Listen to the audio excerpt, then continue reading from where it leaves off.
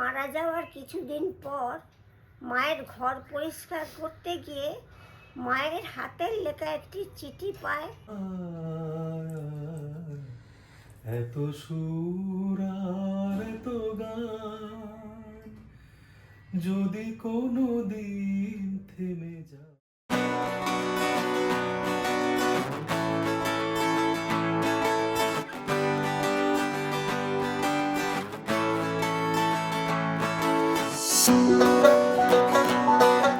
আজকে জানি না কেন মায়ের কথা খুব আমার মনে পড়ছে।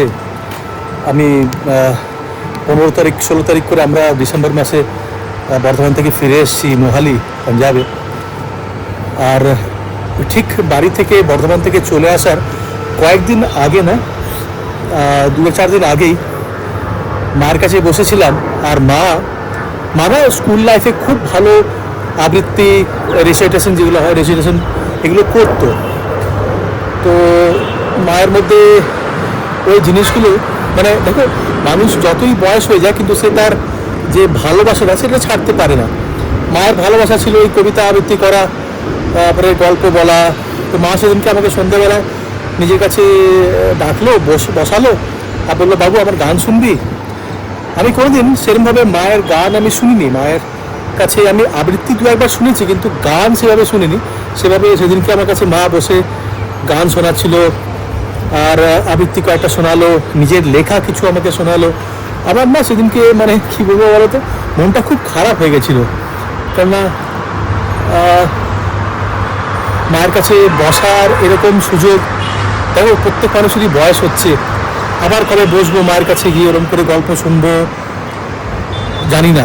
চলো তোমাদেরকে না মায়ের সঙ্গে স্পেন্ড করা সেই সন্ধ্যাটা কয়েকটা ভিডিও ক্লিপিংস দেখাই, যেখানটাতে মা আমাকে বসিয়ে নিজের গান আবৃত্তি শোনাচ্ছে। আর আমি ভীষণভাবে সেদিনকে সেন্টিমেন্টাল হয়ে গেছিলাম। আমি ইউজুয়ালি এমনিতেই সেন্টিমেন্টাল। সেদিনকে অ্যাকচুয়ালি কী বলতো, মায়ের কাছে বসা, মায়ের কাছে, মায়ের তো বয়স হচ্ছে, এই জিনিসগুলো মা আমাকে শোনাচ্ছে। তো তোমরা বুঝতেই পারছো ব্যাপারটা, কেন সেন্টিমেন্টাল হয়ে যাচ্ছিলাম। চলো দেখি। তুমি রবে নীরবে, তুমি রবে নীরবে, হৃদয়ে মম, তুমি রবে নীরবে, মম জীবন যৌবন, মম অখিল ভুবন, তুমি ভরিবে গৌরবে। মা মারা যাওয়ার কিছুদিন পর মায়ের ঘর পরিষ্কার করতে গিয়ে মায়ের হাতের লেখা একটি চিঠি পায় তার একমাত্র ছেলে। চিঠিতে লেখা ছিল, খোকা, এই চিঠি যখন তোর হাতে পড়বে তখন আমি তোর কাছ থেকে অনেক দূরে চলে যাব। সেখান থেকে কেউ কোনো দিন ফিরে আসে না। খোকা, তোর অনেক কথাই মনে নেই, তাই এই চিঠিতে লিখে গেলাম তোর মনে না থাকা সেই কথাগুলি। তুই যখন ছোট্ট ছিলিস একবার তোর জ্বর এসেছিল, আমি 3 রাত ঘুমোতে পারিনি। তোকে বুকে নিয়ে বসেছিলাম, কারণ তোকে বিছানায় শোয়ালেই তুই কেঁদে উঠতিস। তোর বাবা আমাকে বলেছিল তোকে শুইয়ে রাখতে, কিন্তু আমি পারিনি। সেজন্য আমাকে অনেক কথা শুনতে হয়েছিল তোর বাবার কাছে। তোকে যখন রাতে বিছানায় শোয়াতাম তুই প্রস্রাব করে বারবার বিছানা ভিজিয়ে ফেলতিস।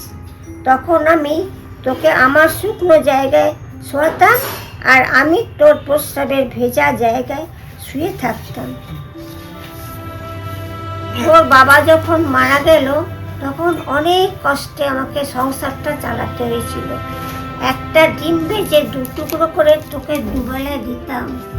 এমনও দিন গেছে শুধু লবণ দিয়ে ভাত খেয়েছি আমি, কিন্তু তোকে বুঝতে দিইনি কোনো দিন আমি। একদিন রান্না করার মতো কোনো চাল ছিল না রে ঘরে।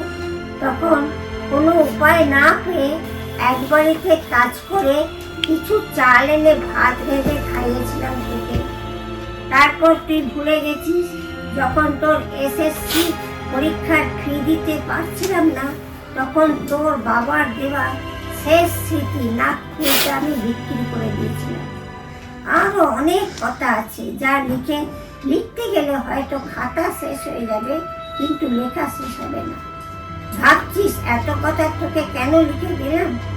খোকা, তুই যখন বড় হলি তখন একটা ভালো চাকরি পেলি, এর কিছুদিন পরে বিয়ে করলি, তখন আমি তোদের নিয়ে ভালোই ছিলাম। মনে আছে খোকা, একদিন যখন ঘর থেকে কিছু টাকা চুরি হলো, সেদিন তুই আমাকে জিজ্ঞাসা করেছিলিস আমি তোর টাকার ব্যাপারে কিছু জানি কিনা। তুই আমাকে সরাসরি কিছু না বললেও আমি বুঝতে পেরেছিলাম তুই আমাকে চোর ভেবেছিলিস। এর কিছুদিন পর তুই আমাকে চোরের অপবাদ দিয়ে অন্য একটা ঘরে রেখে দিলি।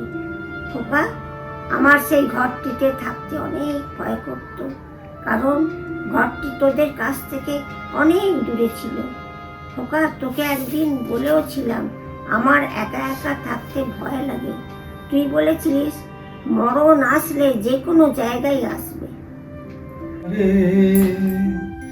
तू जो नहीं तो मेरा कोई नहीं है, ओ सागर किनारे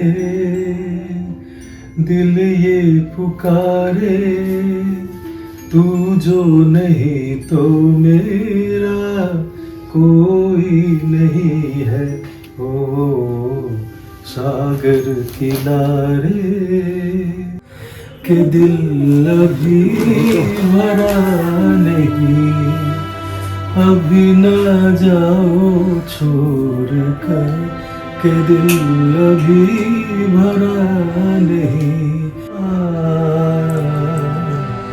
है तो সুর আর তো গান, যদি কোনো দিন থেমে যায়, সেদিন তুমিও তো গো জানি ভুলে যাবে যে আমার। আজকে হচ্ছে 5 জানুয়ারি 2025 আর তোমাদের সবাইকে স্বাগত জানাচ্ছি আমার একটা নতুন ভিডিওতে। চ্যানেলটার নাম হচ্ছে বং ইন পাঞ্জাব। যেহেতু আমি বাঙালি আর থাকি পাঞ্জাবে, তো চ্যানেলটার নাম আমি দিয়েছি বং ইন পাঞ্জাব। চ্যানেলটার প্রত্যেকটা ভিডিওকে তোমরা লাইক করো, শেয়ার করো নিজের বন্ধুদের সঙ্গে, আর চ্যানেলটাকে সাবস্ক্রাইব করতে কিন্তু ভুলো না। এখন লাঞ্চ করে আমি আর মা একটু বেরিয়েছি। এখানে তো এক্সেসিভ ঠান্ডার জন্য না আমি ঘরে শ্যাম্পু করি না, মানে শ্যাম্পু করে আমি ব্লো ড্রাইটা করে আসি, না হলে আমার ভীষণভাবে না গলা ব্যথা হয়। আর আজকে মাও বেরিয়েছে, ভালো রোদ উঠেছে। আমরা পরশু একটা জায়গায় বেড়াতে যাব, দিয়ে মাকে বললাম যে মা চলো তুমি হেয়ার কালার করবে, দিয়ে মা আজকে রাজি হয়েছে, দিয়ে দুজনে মিলে যাচ্ছি মা আর মেয়ে। চলো গিয়ে আবার দেখা হবে। গরম গরম জিলিপি ভাজা হচ্ছে, এটা দেখে আর নিজেকে রেজিস্ট করা যায়। আর মনে ফোন করলো যে মা সিঙ্গারা, তাই সিঙ্গারা আর জিলিপি নিয়েছিলাম। শীতকালের বেলা গরম সিঙ্গারা আর জিলিপি। গরম সিঙ্গারা বাপি ননদ দুজনেরই খুব ফেভারিট। চুলটা কালার করেছে আর আইব্রো করেছে, কি সুন্দর লাগছে। কিন্তু মাকে আমি বলি যে তুমি না ঠিক সময়ে সময়ে করবে, আবার চুলটা সব সাদা হয়ে যাবে তারপরে করবে।